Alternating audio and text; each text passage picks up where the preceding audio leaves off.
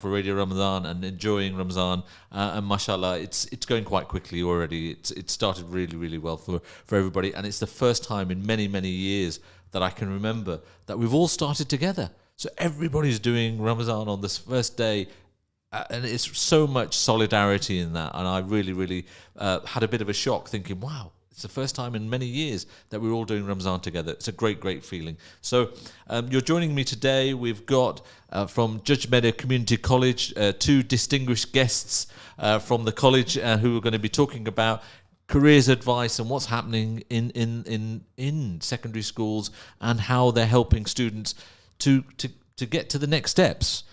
So we're lucky to have Saiful Chowdhury, who's part of the leadership team. Assalamu alaikum, Saiful. Hope you're well. Walaikum salam, very well. How are you? Yeah, great, thank you. And we've also got Lead Flanagan, who's the careers advisor. Hello, everyone. Thank you for having me today. Okay, great. Thank you very much for coming in and talking about this subject.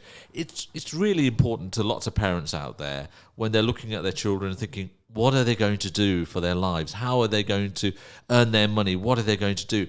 And it's the sort of lots of people say, oh, they want to be doctors, they want to be lawyers, they want to be pilots, they want to be scientists, they want to be footballers. It might be whatever it might be in the case. So you have the opportunity to sort of advise them and guide them. I'm going to start with Lee, you first. What made you go into the role that you're doing, and what is the buzz that it gives to you, and why do you do it? I'm actually quite new to the role, actually. This is my first year. However, I've been working in schools for around 12 years now. And I'd say, talking about a buzz and a passion, I like helping people. And I think, when you've got the position of really guiding someone, nurturing them, and you watch them kind of transition from childhood to adulthood. And then there's very much like secondary school, which is what you're in, isn't it? Yeah, so, we start working with students when they're 11 years old from a careers point of view. Perhaps not as intense as when we start looking towards the careers interviews in year 10, year 11, but we do start very early. We start, speaking to our children, introducing them to resources and platforms really early on so that they've got plenty of time to make those informed decisions. And like you say, it's a big decision. It's something that is potentially going to stay with you for the rest of their lives. So, as much as we can have various careers throughout our lives, that one big decision when you leave school could shape your future. So a really important position, and that gives me a good buzz. It gives you a good buzz. So what happens? Because people are coming into the school, they do their GCSEs. What's the position? How do you guide them then to the next part of their career? Yeah, so obviously, we all know as a priority, we've got to get our qualifications. Absolutely critical. We've got a very strong teaching body at school, a very strong leadership team, Mr. Chowdhury being one of them. But where I can come in is, we arrange a lot of events, we coordinate events for our children and expose them to what's out there. I think there's a misconception at times that we have to pursue a certain route, such as you have to go and do A-levels, for example. Absolutely nothing wrong with A-levels, fantastic, path that you can pursue. However, there's much, much more out there. And my job is to, really highlight that so that children can speak to their parents, speak to family members, build that network and actually make fully informed decisions that may go beyond A-levels, such as apprenticeships, T-levels, BTECs, Cambridge Technicals. So there's a lot to it, and we really try and expose our children to all those routes so they can make the decision that's right for them, because everyone's different. Everyone is different. Saiful? Yeah, I just wanted to add, you talked about events, right? Just let's go through some of the events that happened at Judgemeadow so far this term. We had speed dating? Yes. Yes. Not speed dating, but job dating, effectively. Yeah, so dating. For each year group, we'll make sure that we are looking into different events. So for year 7, they've got something coming up called What's My Job? So we'll get employees that come in, and obviously the year 7s, can really start to ask questions about what type of job that person has without us telling them. And it's just get them thinking about careers. Year 8, what have we got coming up for year 8? So we've got something slightly different for year 8. It's what can I do with? So for example, you'll study so many subjects, but actually, where will that subject take me? I really like history, I really like maths, but actually, where can it take me? We've got people that come in and talk about their routes. Do they do it the other way around, though? Some people say, I want to become a dentist, or I want a job as a scientist. Do they work backwards then? Say, well, how can I get to that job? Does that happen as well? Or is it just really the forward thinking? Or is it Does it work the other way? 100%, and actually a massive push now is on Q&A. It's just really important that when we have visitors in, the children can ask questions, but it's a two-way process, and there's no fixed path, and I think that's the beauty of careers. You're all on your own path, so that's been really good for year 8. Year 9 was the speed networking. So again, lots of employers come in, students kind of work their way around employers, and just really get to understand what their job entails, whether that be how much it earns, what qualifications you need, but also what soft skills you need. How do you present? What's the biggest question? Is it how much am I going to earn in this job, and will it buy me a Ferrari, or will it buy me a Lamborghini, or will it?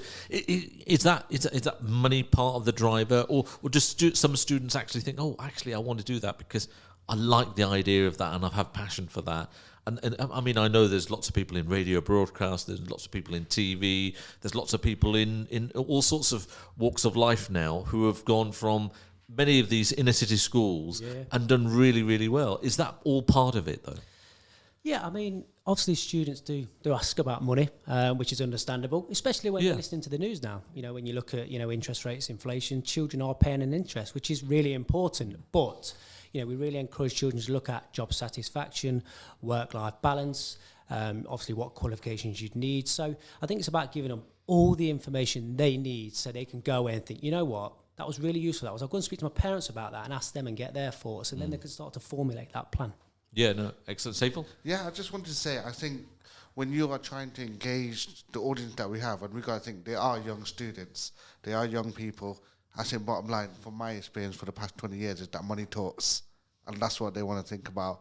But, what our job is as educators, it's not just about the money, it's also about educating them about the wider life, the wider implication of their job choices. And also, it's like, all right, are you going to get that job satisfaction? Or do you know the journey that you're going to take to get that job? So it's almost like in also personal development lessons, we've got all these things going on in the background, and it is really heavy duty. All the way from year 7 to year 11. Yeah. And you say you talk these, you have different events on, and is there an area where you don't get enough support from people coming in to say, talking about their various industries or their businesses or their skill sets? Because there must be an area, either pilots, be it, or whatever it might be, that they. Do you struggle with that? I mean, you know what? I feel we do quite well. And actually, what we've done is we've tried to generate a lot of contacts internally as well. So, for example, our vice principal, Mrs. Cole Hennessy, her husband's a pilot. So we're constantly trying to tap into the contacts that we have. Yeah. But we're really trying to build the alumni now. So this might be a platform for me to share that. So we really want to get in contact with ex-Judgemeadow students that have, that have done really, really, really well, who'd be happy to come back and motivate and inspire our next generation. Because you know what? We're working class people, but we can break that ceiling. We really can. So if you are next Judgemeadow student listening, just drop us a line through DM us on Instagram, official_Judgemeadow, or even just text the show right now so we can get in contact. They're role models, aren't they? To say, look, we've been there, we've got the T-shirt, we've done this. We've come from a very impoverished background and we've achieved this. Lots of kids born in Highfields, done successfully well. I know several top business people who have come from nowhere, just the same way as lots of success stories. Even Zed, who is one of the owners of this station, same sort of background, and it's really important that we highlight some of those fantastic stories, and they inspire the next generations. 100%, and myself and Saiful have just been speaking off air about our upbringings, our backgrounds, and we're. I'm from Highfields. Yeah, and I'm from Beaumont Leeds, Belgrave area. So regardless of where you're from, if you apply yourself, if you work hard, you can achieve. And that's one of our key messages today. I think, Saiful. Yeah. We just, you know what? I think for us coming here, we're just buzzing because, and me and Lee, we're very similar mindset. We're just buzzing because we just want to get this message out there. We want to engage with all the parents. Want to say hi to all the Judgemeadow parents. It's not just Judgemeadow. There's lots of other schools, all the inner city schools. Let's say hello to everybody. Let's say hello to everyone. But, I also want to say the thing that we do at our school is not just our school. All schools do it as well because Lee works as part of the, is it LE... Yeah, so there's a number of bodies out there that we work with, and obviously all city and county schools will do that. We'll work with the LEP, the LEBC, and all these organisations, some government funded, some not. That we all come together to help build that network so that people have got the opportunities they need. And whilst I say I'm quite new to this area, I've been really, really impressed by how supportive the network is to make sure that if you've got a visitor in, you're more than happy to pass that contact name on to another school so that their children can benefit as well. Yeah. So what barriers do you think that the children have to prevent them reaching the next step? What are their barriers? Ooh, that's a question. Question. So because they obviously get stuck somewhere, and that must happen. Yeah. And we need to help. And how do you help? Yeah. I mean, I think I'd probably break that down into kind of two categories. I'd probably look at the individual and then perhaps society as well, and class. I think from an individual point of view, when we talk about these soft skills at school, we talk a lot about drive, ambition, being able to speak in public, being resilient, and I think if our children, not just at Judgemeadow, if our children across the board can believe in themselves and work hard, they will have those opportunities. And we always talk about embracing opportunities as well. So I think as an individual, just give it your all, give everything. Some are more academic than others, but that's okay. There's different pathways that we can pursue. So I think from an individual point of view, it's about self-belief and working hard. I mean, I don't know if you want to add anything to that, Saiful. Yeah, I think it's just really work hard, and you know what, you'll see your dream come true, definitely. Yeah. But then we obviously speak a lot about kind of the challenges we can face being at a state school when we think about perhaps privately educated children and perhaps the education they receive. We've got to compete with those people. We've got to work harder than those people. So it's really important that, looking at the societal structure, that if we are working class, it doesn't matter. Because if we put the effort in, we can compete with the best. Well, there's lots of people who their mum's are an overlock machinist in the past, and they've done fantastic businesses and fantastic sort of academic skills and tops of universities and top of their own fields. I know lots of kids that I went to school with, friends of mine who have excelled in their own industries by a long, long way. And you just think, wow, they've come a long, long way. But what would you say, your friends, what is the one thing that they had that made them reach that It's the top? drive. It's the drive, It's isn't the it? drive. It's the drive. And do you also think that it's goal settings? It's goal settings, and I also think it's the parents as well. They instill something special in those children to do well, and we need to nurture that and help them, support them. Yeah. There's a different generation in parents, isn't there, as well? Absolutely. Yeah, there's a different generation in parents. You're listening to Radio Ramadan on 87.7 FM. Our telephone number is, if you've got a question that you want to call in on, our telephone number is 0116 4822 I'll repeat the number again, 0116 4822 or you can send us a message on our mobile, which is 07748 855 055. You can message us if you've got any questions you want to ask. Our mobile number again is 07748 85 5055. You can message us if you've got any questions to ask. Opportunity, you just mentioned that. Do you think there's enough opportunity for young people in a place like Leicester to excel and be able to reach their maximum potential? Is it there really? Again, a good question. I think we are quite fortunate being in Leicester because it is a big city. It's very dynamic, isn't it? Big city, dynamic. I mean, I often talk to our children about how successful the sporting community is in Leicester, Leicestershire, Loughborough. I think there are a lot of opportunities. However, clearly, if you want to break away, then there's much bigger cities, across the country. But no, I think Leicester's a good starting point. However, I appreciate some people. I mean, a good friend of mine, he's hit the big time in London, and he had to go and do that. But it's still not too far. It's still on our doorstep. I would say that London's the place to be if you want to basically go to the elite places. You want to hit the top of your game. So I do see, and I got a lot of friends, and my own brother, he lives in London now, and I think Leicester, there's plenty of opportunities. We're still in the Premier League. We're still in the Premier League. We did win the Premier League. We're still in the Premier League. Yeah, but I think just to get that top job, right, you've got to be in London, right? It's not even Manchester, not even Birmingham. And I think one day we'll get there. But And I think it's that top job. That's what we want people to be aiming for as well. Okay, Lee, Saiful, what advice would you give parents and children when it comes to deciding on careers? What's the best bit of advice you'd give if a child's coming to you saying, look, I'm not sure what I want to do? What would you do? Yes, you start on that. I'm going to start on something that I always tell children and parents. Do not think of a job because you like the sound of it. Okay. That's one thing that I talk about.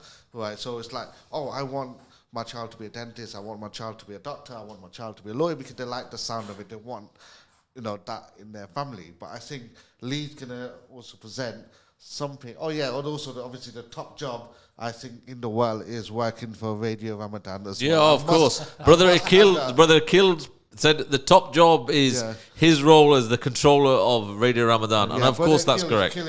Yeah. He has that switch to the power behind the button is all Brother Akil. That's for sure. Can you imagine if he wasn't there? This whole radio station it would shut down. It would shut down. Absolutely shut down. Thank you for that reminder. We appreciate that. Moving forward, now I've lost my train of thought. Thank you for that. Just remind me of the question. So, about what piece of advice would you give parents about what career to follow? You know what? I think, and this is something I was speaking to my line manager about this morning, I think early intervention, thinking about things nice and early. I mean, my eldest son's 7, and as much as he's very, very young, I have started to talk to him about jobs because I think it's important that they start to understand, how things work. And I think once we get to perhaps year 7, year 8, you really need to start kind of thinking about what your interests are, what your passions are, and obviously kind of just taking it from there. And obviously it's great to have that dialogue with your parents so that they can, support you through that decision making and potentially help you look into what opportunities are out there before you make that big decision in relation to college. I'm currently helping the year 11s through their college applications, and it's tough. It's a big decision. So the earlier you think about it, I think the better. But as much as it's a massive decision, sometimes we do change our minds throughout life, and we shouldn't panic about that. It's not the be all and end all. That I think on average people tend to have around 5 or 6 different types of careers within a career now. So work hard, look into things nice and early, and I'm sure things will fall into place. And follow your passion. 100%. If you don't like what you're doing, yeah. But equally, I do talk a lot to our children about making sure that there is something at the end of your studies. So, you might want to study a subject that's your passion, but if you go and do, say, for example, 2 years college, 3 years uni, and then don't get a job, worth of debt, all that effort, and there's no jobs there. So, you've got to think really long and hard about the labour market as well. So it's really important to listen to the news as children, as much as it's quite tough at times, so that you understand where the big business is, what the sectors are doing. Are they shrinking? Are they growing? Yeah, it's like if you wanted to be a newspaper journalist now, it's probably not worth doing, but it is for social media, because social media is the big driver. And when we think about Saiful's job now as part of the leadership team, 10 years ago, I don't think there'd be someone doing the exact role that you are, because times have changed in relation to social media. Didn't exist. Yeah. And they say that, don't they? A lot of jobs out there now, or the current generation, a lot of the jobs that they apply for in the future won't exist at the moment. So it's a real dynamic and diverse market. Yeah. So you were saying about advice, and I think it's a great opportunity here. A question that Lee can answer is: what advice would you give to a year 10 student and their parents about next year's application? What are the 3 steps that you could get? You would tell them so that they can get their college application.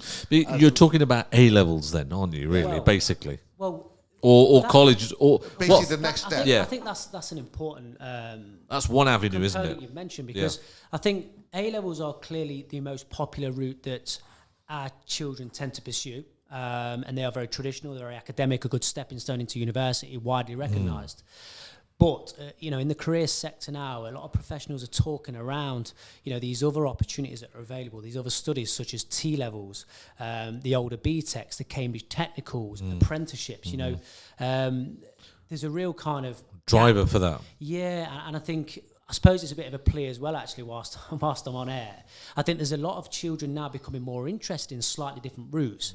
But we need the jobs out there. We need the opportunities out there. So, if you're a company that's thinking, I wouldn't mind taking an apprentice on, we really need them to kind of step up if they can, because there's a lot of children that kind of work in a different way. They're perhaps not entirely suited to A-levels, and actually they could thrive in a slightly different route alongside perhaps an apprenticeship or a T-level. So there's various routes that they could look at post-16 onwards, and it's really important that I think going back to what you were saying about advice, look into all options before you make that decision. Yeah. You're listening to Radio Ramadan on 87.87 FM. Our telephone number is 0116 482 2086. You can give us a call if you've got any questions on careers advice, or you can send us a message on our mobile, which is 07748855055. By all means, get in touch, and we've got the experts here who will hopefully be able to give you some answers. We were talking about, kids trying jobs, etc., etc. I don't know whether anybody's been Kidzania. There's like a little sort of theme park where kids go in and they try their hand at little different jobs as an amusement park, and lots of kids go in there and they'll become doctors or they get paid, and it treats you almost like you're an adult as a child to learn about what the work life is, and you can easily sort of model that on some of your careers advice. I think it's a great idea to actually look into. I know lots of children who've gone to those things. I mean, can we copyright it so nobody else does? Yeah. I suppose that's where a lot of we have work experience in year 10, and a lot of these events that we do it is about trying to kind of take as much information away from those individuals, so that they are almost kind of trying those jobs in their mind as they're asking them questions. But a good point you make again about kind of when you're younger, there's a lot of literature around, like, I think between the ages of around 7 to 11, that's when you're almost in that fantasy stage. So for example, if I was to speak about my son, I'm going to be a footballer. I'm going to be a firefighter. Yeah. But obviously that's very early on. And I think as children reach around 10, 11, 12, that's when they start to kind of understand things in a bit more detail and go beyond that fantasy stage. So, and obviously that's where we come in from years 7 to 11 to really try and offer those opportunities to children to understand things. Yeah, I think, when I think back many, many moons ago, when I was like 10 years old, for me, it's like I didn't really think about careers. I thought to myself, okay, I'm going to just go to university and just hope for the best, really. Right? Yeah. It's only when I was 10, 15 that I actually set my mind on becoming a civil engineer. So I kind of chose my A-levels based around that. But then while at college, I decided I'm going to go into computer science. And then I studied maths and computer science. So I think also to say that, what I just said is like, you are allowed to change your mind as you grow older. Don't just stick to your guns. Yeah, you can, so the advice is that you can actually change your mind as you're doing something, and it's not just about A levels. There's lots of other courses that you can do, studying and apprenticeships to get to where you want to get to. 100%, and actually, all of those that we've mentioned, you can still study at level 3. Level 3 being A level equivalent. Yeah. So they can all be a stepping stone into university, if that's what you want to do. Or, once you've got to the end of year level 3, which means you're 18, you can then go and work if you did want to go and work. So each of those routes allow you to progress to the same place.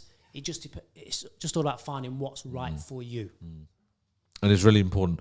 Saiful, I'm going to ask you, lots of children from the inner cities, they struggle. Lots of parents struggle financially. And how easy is it for them really to get a good education and get into the top jobs that we call them, and how can you help in that? Okay, so hang on, we've got a caller coming through. Oh, do we? We've got a caller coming through. Hello, assalamu alaikum. You're listening to Radio Ramadan. Wa alaikum assalam, Zuffar. How are you? This is Riyaz. How are you? Yeah, fine, thank you. Alhamdulillah. Excellent talk by Lee and Saiful. I must say, just listening on the radio, driving around. Oh, good, excellent. And excellent clarity on the station as well. It's amazing the sort of career choices that children have nowadays.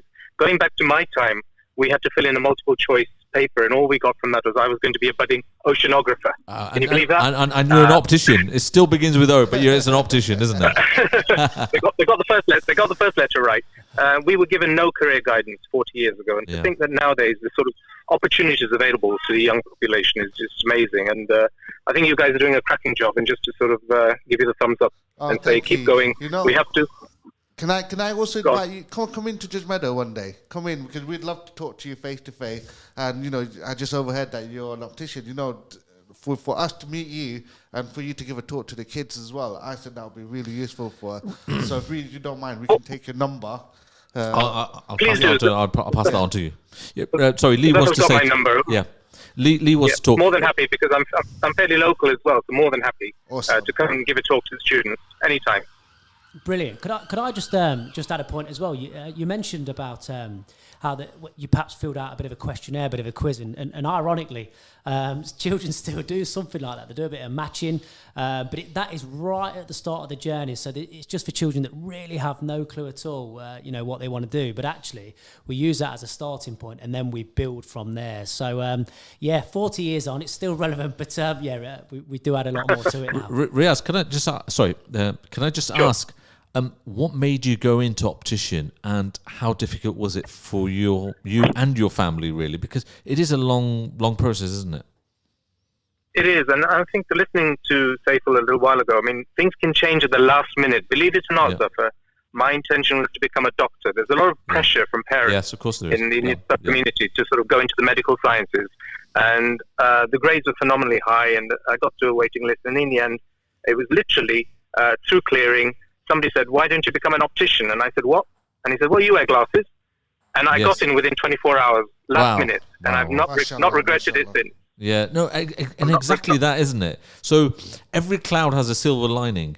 I bet you feel much happier in what you're doing, and you're enjoying it, are you? I mean, you must have been 40 years doing it, so... Fantastic career, really enjoyed it. Would have become a doctor possibly, but maybe not as labour intensive as being as an optometrist as being a doctor. But the way your path takes you can vary even at the last minute. Yeah, it's your kismet, isn't it? Students, don't lose hope. Don't lose hope and just concentrate on what you're good at.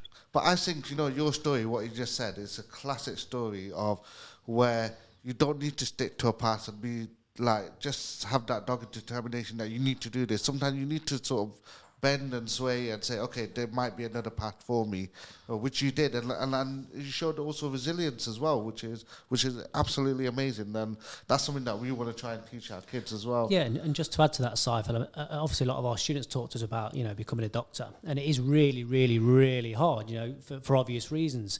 But what I do say to some of our children that perhaps aren't quite able to study to become a doctor, there are 350 careers within the NHS. There are so many opportunities out there. So like Saiful says, if you've got that determination, if you've got that work ethic, if you pursue your studies and get to that level, then you don't have to be a doctor. There is so much more out there, that can really give you a fulfilling and successful, life. Thank you, Riaz. I thought that was really good point. And can I just ask your parents, what did they actually do as a job? Because life was really tough 30, 40 years ago for most people in Leicester. Really tough. As you know, most of us came from the eastern part of Africa, and we came here penniless. And there were times when I didn't see my father for days on end because he was taxiing people, and then eventually working 7 days a week just to make ends meet. We came from a very humble background. We stayed in Highfields for the first 6 to 12 months. I cannot recollect having had any reasonable toy to play with when I was 7 years old in Highfields. But we had to come up the hard way. They worked hard to give us an opportunity. And now, alhamdulillah, all four of us are educated to a degree standard, have got qualifications, have got jobs, and all settled nicely. MashaAllah. Fantastic. They made the sacrifices, and everybody's parents across Leicester, across the city, have made those sacrifices for their children, and you can see the difference it makes to Leicester and society in Leicester, definitely. Indeed, yeah. And I know, Saiful, you speak a lot about generations, don't you, in terms of breaking that ceiling and on average where we stand.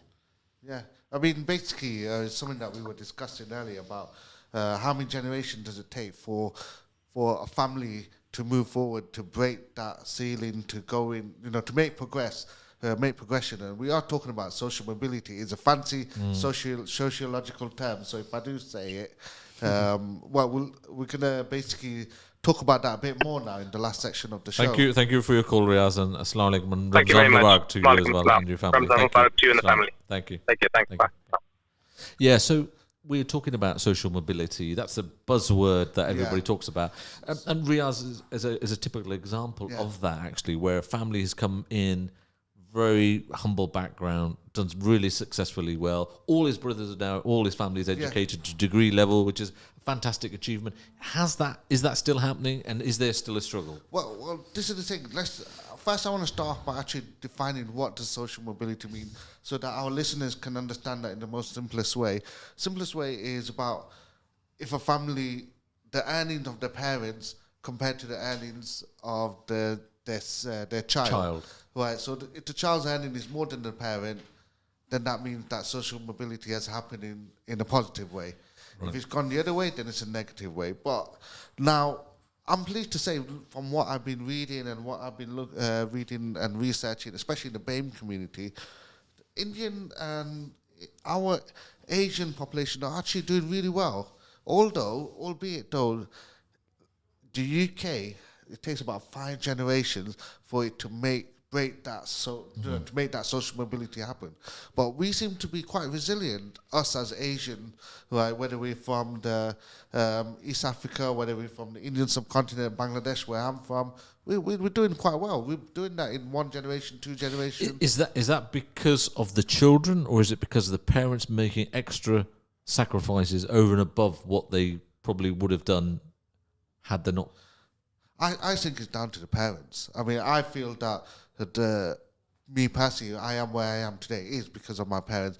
And I feel the same way, and I think most people do. Yeah, and Riaz calling in, and what he said exactly the same thing. The sacrifices that his dad made him and his family the way it is. What do you think, Lee? I agree, but I think you're doing yourself a disservice. Yeah, I think it's about work ethic as well. Yeah. So your parents will instill those values and support you, and then if the children are actually putting the effort in, that's when you reap your rewards, isn't it? And I think, again, we spoke this morning, didn't we, Saiful, about our children that we work with, and on the most part, we feel our children work hard. They work hard, and they'll see the results from that, and I'm sure the parents are very proud.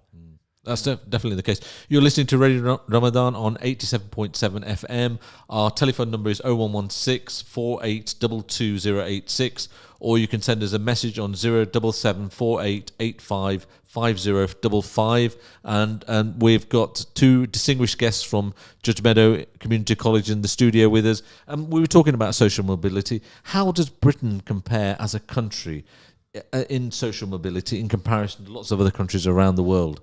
Okay, so you think that Great Britain. So lots of parents and their children do much better. Where do they really do well, and how do we fare as a country in the UK? Well, as a country, we actually don't do as well as we should do. Okay. Right, and I would say we're about in the middle. So if we were to draw a graph, straight line graph, and I'm a maths teacher in case you didn't realise, but basically we would see Britain right bang in the middle, right? Does anyone want to guess which one is the best countries in the world? Whoa, I know. No idea. It's very cold. Okay, Canada? Not Canada. Whoa. Let's go the other side. Closer to home. Yeah. So Sweden, we talk Norway. about exactly, Norway. We talk about Scandinavian countries, right? And then I also looked at it. I mean, I'm not a sociologist, but it's something that I'm quite passionate about. Something that we as a school, we really want to push our students through and to achieve success. And I thought to myself, why is it that all these Scandinavian countries, why are they? And why are they doing better? Well, it's because they invest in their education. They also invest in their social care as well. Everyone has an equal chance, equal starting point. So this is now going into the point of equality and equity, right? And it's about understanding. It's not about equality; it's about equity. So just to explain that in really simple terms is that if we got equality is where everybody's given the equal chances. So if we got, say for example, someone who's disabled, someone who's tall, a woman, and a person on a bike, little child, and if you give them all one size bike, not everyone's going to be able to ride that. Whereas now equity is getting them the right bike, then that way everybody can achieve the goal of riding the bike.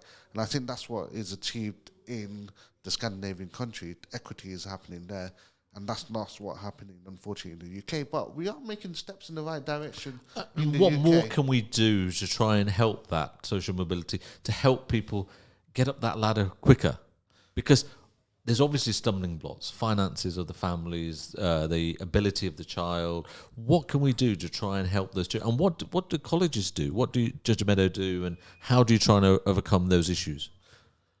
I think a lot of it's about partnership working, isn't it? We we value working with our parents, and obviously working with our children. A bit of a triangle, really. And I think if there's that good communication between the three, you are much stronger when you are together. And obviously, if there are students that are struggling for whatever reason, as a school, we need to know about it. If you communicate with us, we can then look at what wraparound care we can put in place. And I suppose a lot of it does go back to like your Maslow, your Maslow's hierarchy. We all need to kind of have the basics in place first. I'm trying to think what they would be now, but food, security, love, and if you've got those things in place, that's when our children can kind of move up to the next level rung of the ladder. Yeah. So I think partnership work is really, really critical. And what kind of support do you get from businesses and people like opticians and doctors, and do they come in to try and encourage more children to be coming into those professions, and how much of a struggle it is to get all those professionals from different organisations and different sort of industries in there to be talking to children, to try and nurture them and try and encourage them in that path? It can be quite difficult, but we do have allocated weeks. Because we're in an inner city and they've probably got lots of other places they want to go. There's probably lots of fancy places, Oxford, Cambridge, you name it, and you're competing Leicester, Judgemeadow, and how are you going to compete with that? I think just to say, the local authority, Leicester, has good setups for careers, right? So they actually have, and they work with all the schools in the area. There is a system in place where they have all these people who are working in different organisations, different sort of working field, and they send these people out, and it's quite organised. So Lee's part of. Yeah, so there's a real network, and what we do is we utilise, so for example, National Careers Week, which has just taken place, and National Apprenticeship Week, which was a month prior. So that's when you're really reaching out to local, organisations, local professionals to come in and support and give those kind of motivational talks. But yeah, I completely agree with Saiful. There's really good networks out there, and people are willing to help each other. So you really can lean on local schools, or local organisations, to kind of help you out at the last minute if someone's pulled out. It's about getting these role models into the schools and saying to them, look, this is your local Alan Sugar, you need to be looking at this, or this is your local GP or consultant and optician, whichever industry it might be in, whichever type of business and professional it might be. I think one of the key words that is used now is pipeline. And obviously, our children are our future. And we want to invest as heavily as we can to ensure they can kind of take over from our generation. So that pipeline's critical, and the more and more employers that come and speak to us, to our children, the better. We can be really strong working together. Saiful? I think if there's anything to be taken away from this, I think the most important thing is that get back to the school that you went to. Right, that's the biggest message that I can give. It's not only the school, it's the city. Yeah. So I think if there's any people out there who are professionals, who are well educated, who are in really good quality jobs, and you want to give back to the community, become role models and go back to those schools, come to the inner cities, talk to parents, talk to children, and try and encourage them to come into the same field and follow your footsteps. Become role models, because that's how we can change society. Absolutely, because one of the things that I feel is that students, they tend to look up to role models who've been through the same path as them. So if you're someone who, for example, went to Judgemeadow, or if I met someone who went to Lancaster Boys, and that's where I went to. That's where I went to. Oh, really? Yeah. That's where I went to. Yeah. So when I was at Lancaster Boys, I met someone who was at Lancaster Boys, but he did really well, and for me, that was like, he walked in the same corridors as me, and I looked up to that person. Yeah. I know many children who have brought up in council estates, on council houses, and they've become top dentists, top surgeons, or in lots of different fields. And it's a proud moment for me, even just looking at that, because they're Leicester people who've gone to the top of their profession. And you look around the country and you think, oh my God, all of a sudden, you think Gary Lineker, top sports presenter, and there's lots of role models across the country in lots of different industries. Absolutely, and that's one of the things that we're trying to do, and I think it's also something that not just us, but I reckon all other schools are doing it as well, because students need to see. We need to be cultivating our students. We need to be saying to them, okay, look, this is the world out there. You've got so much opportunities out there. Parents know what opportunities are out there as well. but we're all working together. And I think if we can get that message out there for people who are good, who are going to be good role models, come back, give to your school, give to other schools, that would be really awesome. Yeah, I mean, so they can get in contact with you if you want to put something back into society and inspire the next generations. Contact Judgemeadow, contact some of the other schools as well, because I'm sure they'll welcome you with you open arms. Just go and give a talk for half an hour, 20 minutes, just to tell them what you do. And that's it. Something that I did during COVID time to keep the students entertained, what I did, I tried to set up with my maths class, tried to set up like a Zoom call with someone who I knew could inspire them, because I knew they were just sitting at home bored, but at that time everyone had time, but now it's like we're just back in the busy grind of life. Yeah, and I suppose at the moment they're all inspired by social media, but we need to create our own sort of media, and that's our own way of doing it, isn't it? Yeah, absolutely. I think as well, I mean, as much as COVID has obviously been a tragic time, actually what we've seen is that we can get people in through, Microsoft Zoom Teams now. Yeah. Zoom. So, if you've got someone who perhaps did come to Judgemeadow or did come to a local school who's now gone on to be really successful and moved to London or moved to Dubai, they can still give a motivational talk, because they've not got to get on the plane, they've not got to get on the train, they can actually do it on a live link. So we can, please don't be discouraged if you're listening miles away from Leicester. Please do get in touch. And I believe we have an ex-Judgemeadow student who's a flight attendant, right? And she might be in Hong Kong right now. You're probably not listening, but if you are, do get in contact. So, but have you had many people come back who do talks, and which are the success stories that you remember currently? Because you would have had kids gone through in the last few years, and all of a sudden you think, wow, where they've come to see you, and you think. So I've got to be honest. I mean, Saiful knows a lot more than me about the history of Judgemeadow, so I'll hand over to you. Yeah, you know what? I think one of my proudest moments is I remember my. It's almost like a father, yeah. Yeah, because what it is, I've been there teaching for 20 years, so I do know a lot of students who come through. But I think one of my proudest moment is my dad had to go to hospital. He was admitted into hospital. He's okay, right? But he had some chest pains. And my dad called me, and it was about 4 o'clock in the morning, and I was really worried, went to hospital. But the doctor who was attending him was a third year in medical school, and he was my former student. Wow. And stuff like that, it makes me really proud. And I always something that I always tell the students, you know what? Just work hard, because if at the end of the day, when I pull up at the traffic light 5 years' time and you're driving a better car than me, I'm going to be more happy for you than you are for me. Yeah, exactly. That's what happens. We work really hard day in, day out, because we love the kids that we work with. We want them to achieve really well. As a teacher, you almost become like a parent. Oh, absolutely. That's what happens. That's what happens. I bumped into one of my teachers only last week. First time I've seen him in 40 years. Did you still call him sir? Yeah, I still call him sir. That's it. After 40 years, and he said, really proud of you. And awesome. He knew exactly everything about me, and I was just so shocked to think, wow. And I was just so. It knocked me for 6. Well, and that's it. Yeah. That is that moment of a parent, of a teacher, to actually have students and children who inspire. You've inspired, and to make something special. It really is. We're running out of time now. I just want some final words and advice that you would give Saiful, and from you, Lee. But I'll go for Saiful first. My final advice would be, just set realistic goals and talk to your teachers at school if you need any advice to set them goals. And to add to that, I'd say work hard and believe in yourself.